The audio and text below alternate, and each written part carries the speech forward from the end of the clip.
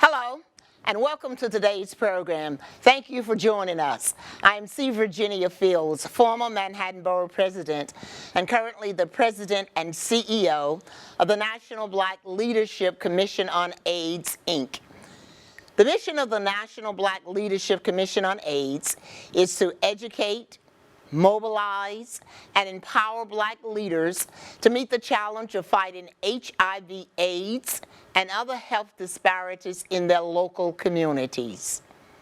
On today's program, we have the opportunity to speak with the representatives from the Ali Forney Center, herein referred to as AFC. This center was founded in 2002 with just 6 beds in a church basement. Now the organization has grown to become the largest agency dedicated to LGBTQ homeless youth in the country, assisting nearly 1,400 youth per year through 10 housing sites and a multi-purpose drop-in center located in West Harlem. And here today to discuss this topic are staff members from AFC, Joey Lopez, Penny Buanteo, Shamari Harris, and Eva Embris. Joey serves as outreach coordinator at the Ali Forney Center, and he has worked with the center since its inception in June 22, and he is from the Bronx. Penny, a licensed master social worker, is the mental health specialist at the center, and she has worked there for over 4 years and lives in Bedford-Stuyvesant, Brooklyn. Shamari Harris, again, a licensed master social worker, and also holds an executive master of public administration. And he first came to the center as a clinical social work intern in 2013. And has since worked as an intensive case manager, and now is the health services coordinator for the organization. And Eva is the transgender housing coordinator at the center. She formerly served as a youth counselor with the organization and now coordinates the new trans housing program. She hails from the Midwest. So I want to thank all of you for joining me, but the one thing I recognize I didn't do was to say where you're from, Shamari. Midwest, Brooklyn, Bronx. Where are you from, Shamari? I'm also from the Midwest. I was born and reared in Oklahoma City, Oklahoma. Oklahoma City. Yes. And what part of the Midwest, Eva? Columbia, Missouri. Columbia, Missouri. We were neighbors. Oh, Not your neighbors, but right? we were close. Well, considering that I was born in the South, Birmingham, Alabama, the three of us have now joined these New Yorkers, a Bronx night and a Brooklyn night, to do the work. So thank you and welcome. And again, I just find the work that you're doing so incredibly exciting, and working with you in the Harlem community. And we hope to be able to expand our work through the National Black Leadership Commission on AIDS. But I find the organization to be so incredibly important, and not believing that enough people know about what you do, how you got started, why you do what you do. So why don't we start out by telling us, how did the organization get started? Who was Ali Forney, and why was the center named after Ali? Ali Forney was African-American, gender fluent young person who I met in 1997 when I worked at another youth organization in Times Square. He was a member there, and he used to come through for services. The thing that stood out about Ali as a young person, just as a human being, was his generosity to his peers. He was just a young person that always gave of himself, and if he was in, even if he was in a really bad situation, if someone was in a worse situation, he would always try to help that person. He was a peer educator. He was one of the first peer educators in New York City to go out into the community, giving out condoms, not only just to young people, but to young people who also engaged in sex work. in Harlem and in the meatpacking district down on 14th Street and on Christopher Street Pier. So he had a mission to keep his peers safe. And so when did he get started? Now the program here was started in 2002, so when did Ali actually get started with his work? I would say he probably got started around 1996 at the program. Oh, he so was there before I got there.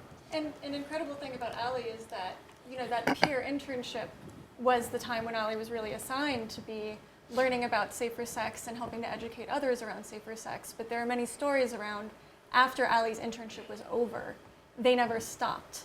When the center was closing, Ali would go to where the condoms were and literally fill their bag with condoms and come back with an empty bag the next day. Yep. Every day. May I ask, was he a person living with HIV? No, he wasn't. And that was one of the things that he was very proud of. That in that time when a lot of young people were getting infected, doing sex work, the one thing he was proud of was that he would always, protect himself if he ever engaged in sexual activity, and he promoted as much safe sex activity as possible to his peers to keep them safe. That is certainly a story worth repeating. So he was killed in what year was that? He was killed in 1997. In 1997. It was probably a week or two after Thanksgiving. And the circumstances around his death again? I mean, it's very sketchy about how he was murdered. The only thing we know was that he was found in an alley not too far from 135th Street in the projects between two garbage cans, and someone that morning on their way to work were throwing their trash out and found him there. How tragic. He was basically brain dead. Someone shot him in the head. And the person, the murderers were never caught. His murder is still unsolved 20 years later. And one of the reasons we do have so little information is because Ali was part of a string of murders of young people who were transgender, gender nonconforming, gay and lesbian, who had been accessing the same services and had been dying at alarming rates. Multiple times a year, the staff were having to go to identify clients, and the police were not investigating. Right.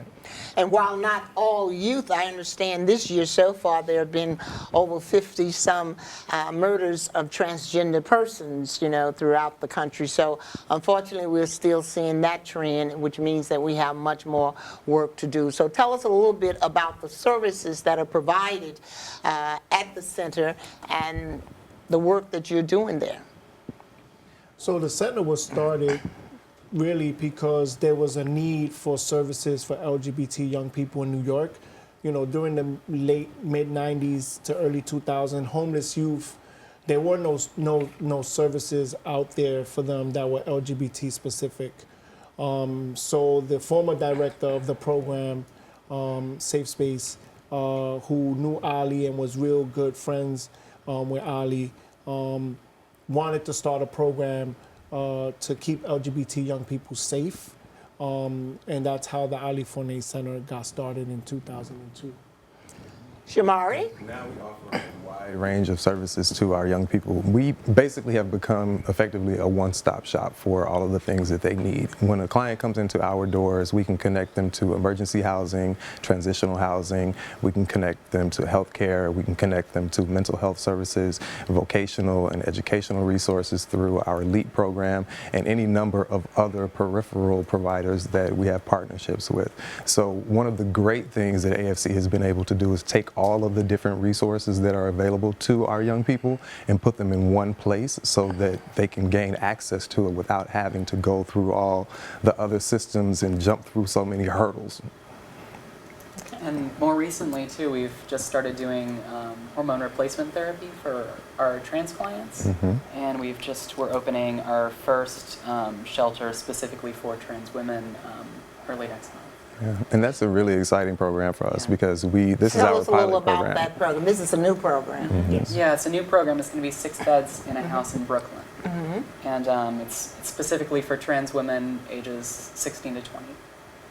Is this one of a kind in the city or the nation, or In the city, In the city, there's certainly. a few shelters in the nation, but I think less than 5 altogether that I'm aware of anyway. Do you have a large trans population that you're working with now? Yes, And trans growing? clients are, yes, definitely. Trans clients are very overrepresented in the homeless population.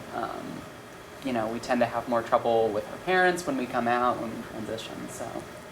And so a lot of those trans clients end up coming through AFC because in so many instances, you know, they've been shut out of their homes, they've been shut out of their communities, and it's hard to imagine a situation where just living your life as you are creates this environment where people just don't like your existence. And so part of what, you know, we try to do at AFC is to create a safe and affirming environment for all of our clients, and particularly our trans clients, because they do have a very unique experience that, you know, until recent times has not been discussed as much or as positively or effectively as I feel like it should be. And so one of the things that we're doing with the trans housing program is, in addition to that, we also have the pilot program for the hormone replacement therapy that we are now doing at AFC. So not only are we going to be able to house our clients and trans clients in an environment where they're safe and they are surrounded by people who are going to help protect them and help them progress toward their goals, but they can meet their medical needs in our health services clinic. We have a med clinic that is staffed by the Institute for Family Health. We have a nurse practitioner, a doctor, we have a registered nurse, we have a medical office assistant, we have resident doctors from the Institute for Family Health as well. So we have a system of people that are already in place to help them get the services that they need and, you know, live the best life that they possibly can. And you're doing all of this out of your site there on St. Nicholas Avenue? All of this out of 125th and St. Nick. And it's been a blessing because our drop-in center used to be on 22nd Street in Chelsea, and it was destroyed by Hurricane Sandy. So for You did very quickly. very quickly. So for Unexpectedly a so. short time, we were housed at the LGBT center, but we were already in the process of trying to find a drop-in program. We just couldn't find a space, and when we found this space in Harlem, we moved like literally before we were ready to move. So the center is fully renovated and fully done, and you know, seeing where we started from the beginning to where we are now, it's been really something to see. And we have a similar path that our office was at 110 Wall Street when Sandy hit. And we were displaced and we were in search of a home.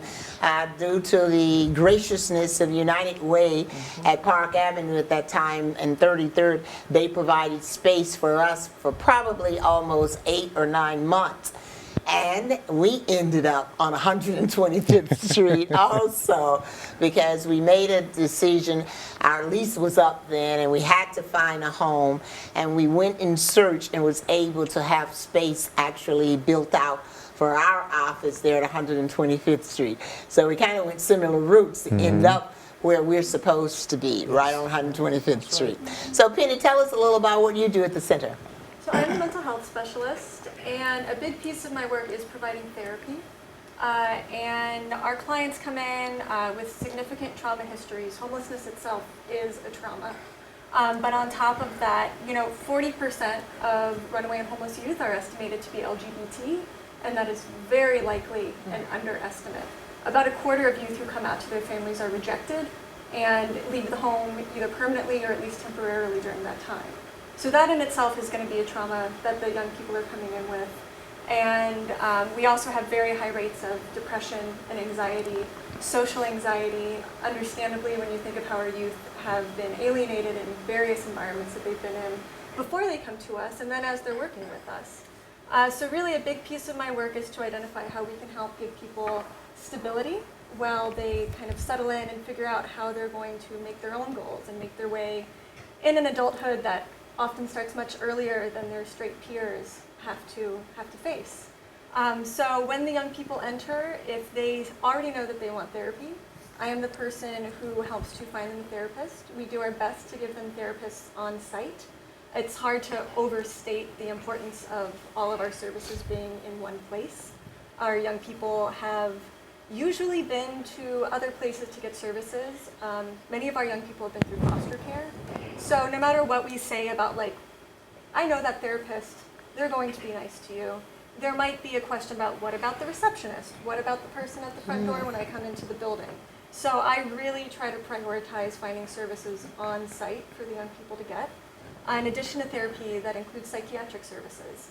Many of our young people have had negative experiences in the past, maybe been mandated to see psychiatrists, especially our gender nonconforming youth might have been told that being themselves in itself was an illness. So I work to talk to the young people about why we want them to see a psychiatrist if it's something that has been identified for them. Housing programs, sometimes unfortunately, require psychiatric evaluations. And while that can feel difficult for the young people, we work at AFC, we have worked with the same psychiatrist for many years.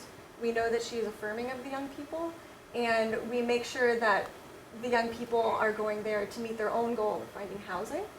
And we do not mandate medication. We do not require the young people to do anything in the psychiatric services. Okay, we say young people. What's the age group that you're working with primarily? Our young people are all 16 to 24. Are any of them in school when they come? I know they're homeless, but are they still in school and they're encouraged to stay in school and continue the education, obviously, right? That's one of the beautiful things about our program is that our young people come to us with so many different experiences and skill sets and goals that they want to accomplish for themselves, that one of the first things that we try to do is stabilize their housing situation, because we found that once someone has a place to lay their head at night, then all of these other things become a little bit easier, like going back to school, whether that means getting a high school diploma or getting your equivalency. Some of our clients have already gone to college and have college credits. They have vocational certifications. Some of them are college graduates. They are professionals. They are working. They get up and go to work every day. They are doing any number of things. They're artists, they're creatives, but they're doing all of this without the same resources that a lot of the rest of us have, and they're doing it in spite of that. And so one of the things that AFC has been really good about doing is just propping our clients up to give them the support to do the things that they need to do or that they want to do, and it's very exciting to see. Very exciting to see. What's the, and Penny, you talked a lot about some of the issues that many of the young people face and are dealing with when they come to AFC. How do they get to you? Is there a formal referral process? Is word of mouth? I'm sure a lot occurs that way. But is there a formal referral process or agencies or groups you work with to make referrals to the program? People can stop by the drop-in center. Sometimes agencies will send people over. Sometimes agencies will escort clients over to our drop-in center. We do an intake process. Once they arrive with us, we have them, fill out some paperwork, answer some questions about who they are, what they're looking for, what their needs are. If they need a place that night, we have an overnight program at the drop-in center. Otherwise, we try to get them on a wait list for housing or whatever other services we're trying to connect them with. One of the reasons, though, I was interested, too, in having you come as the staff and representatives of the center is because, as I'm sure many of our viewers will probably agree, you don't hear these stories. You don't hear about the need for the work that you're doing. You don't hear enough about the situations or the conditions that are confronting LGBTQ youth in general, and especially homeless LGBT youth. So what is it you think that the communities can do to be more supportive, and what opportunities for additional education and outreach do you recommend so that there can be a greater support?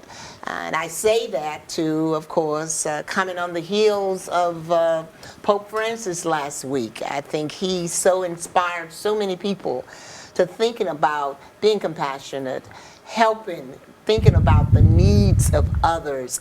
And if that message is to resonate and become internalized by more rather than a few, I think the work that you do, getting your stories out there and compelling a larger community to be a part of supporting and giving support to this is extremely important. So talk to us a little about what do you think the community at large can do? What would you like to see outside of just the tremendous work that all of you all do? We need those in churches and those in schools to be informed, especially about the services available to LGBTQ youth, but ideally to actually take initiative. And there are many agencies, including Ali Forney Center, available to provide trainings for staff and service providers around what are common experiences of LGBTQ youth, what are the kinds of support that they need if they are working to come out. We need staff and service providers who are able to actually speak to young people non-judgmentally, not just connect them with services, but help them decide how they are going to speak to families. I mean, the bottom line of this is we need cultural change where parents are going to be accepting no matter who their children grow up to be. I always go to Queen's Pride Parade every year, and I really enjoy the Queen's Pride because it's the most youth-oriented. And there's always a young group there who's always chanting 2, 4, 6, 8, don't assume your kids are straight. Oh, wow. And it's so fun to hear them, and also that is such a deep message. And it speaks to something really deep in our culture where parents start making plans for their children, before they're born. And when their children, through their sexual orientation or their gender identity, don't match what the parents were planning, obviously when we look at these numbers of 40% of runaway and homeless youth are LGBT, that means that there's a disconnect when these parents meet their young people as they're becoming adults. They can't handle or don't have the support they need to learn how to handle their reaction and respond with love to their children. And schools can help, churches can help, places that provide medical services and mental health services should absolutely be able to help, especially because regardless of the family, those are providers who are supposed to be able to speak to youth confidentially and supposed to be able to support the youth no matter what those in the youth social circle are saying to them. What are your major sources of funding? Government, private, public? Government, All of the private, above, foundations, city, state, federal. So, I think that, how the community can help, especially like Penny said, those institutions that are supposed to be, caretakers for young people, should be more culturally competent, culturally sensitive, be more affirming, to LGBT youth. The compassion piece is beautiful, but there needs to be action behind that compassion. Exactly. And when there, if there's no action, then it doesn't mean anything. Absolutely. As a matter of fact, I'll share something that our minister said, one of our ministers said on Sunday, and it touched me. Inspiration, aspiration, transformation. Inspired by messages, how does that inspire you to do more, to make change? So you're absolutely right. Just words are not going to help us get through what it is that we are addressing. I think that you've certainly covered a lot of the important issues, and I just want to know, as we sort of come to a close, are there other things that you would like for the general public to know about you, what you do, the youth you work with, the need for these services? One of the things I always like to tell people is that if you want to be an ally or if you want to support the LGBT community or just anybody, then live the message and not just spout the rhetoric. Because it's one thing to say that you are in support of transgender people, or it's one thing to say that you support LGBT youth, but if you have the capacity and you support transgender people, then hire a trans woman in your employ. If if you support LGBT identified youth, then go to those providers that are providing services to them and reach out to them and collaborate with them. Like, for example, with MNN, we met you all a few months ago, and since then we've been involved in a number of events together. And part of the reason why that is so is because you all extended your hand and we reached out to accept it. And so I encourage other people to do the exact same thing. Network, collaborate, follow up on those collaborations.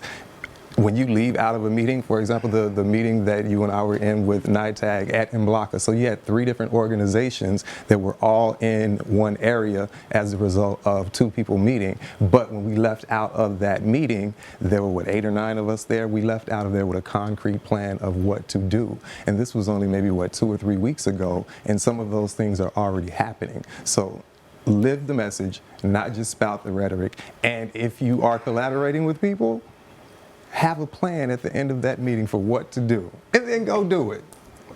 You'll be amazed what happens. And that is a perfect ending to a wonderful conversation. And to our viewers, I hope that you were listening and watching, and a great deal of information was given. Live the message, not just say the words, because it's all about rhetoric. Network, collaborate, become informed about the services of the program, using our faith-based institutions, our schools, our medical facilities, all playing a role. And the thing that I would like to say too, that's important when there are names on buildings, on streets, or on programs, it enables us to tell the story about the person. So with the name of Ali Forney Center, if you see that name, ask the question, because clearly there is a phenomenal story as to why this center was named after this young man who was tragically murdered because of who he was. Unfortunately, it still continues far too long. So to our team today, I'd like to thank the team from the Ali Forney Center for joining me on today's show. Shamari, Eva, Penny, and Joey. And for information on this subject and issues related to our work on HIV/AIDS and other health disparities, please visit NBLCA's website at www.nblca.org, or look for us on Facebook and Twitter. The Manhattan Neighborhood Network brings these programs to you to better inform you, the viewer, about the important topics that impact your health and well-being. Please let your family, friends, and neighbors know about this program. Again, I am C. Virginia Fields. Thank you for joining us, and hope you'll tune in next time for MBLCA's Health Action TV here on Manhattan Neighborhood Network.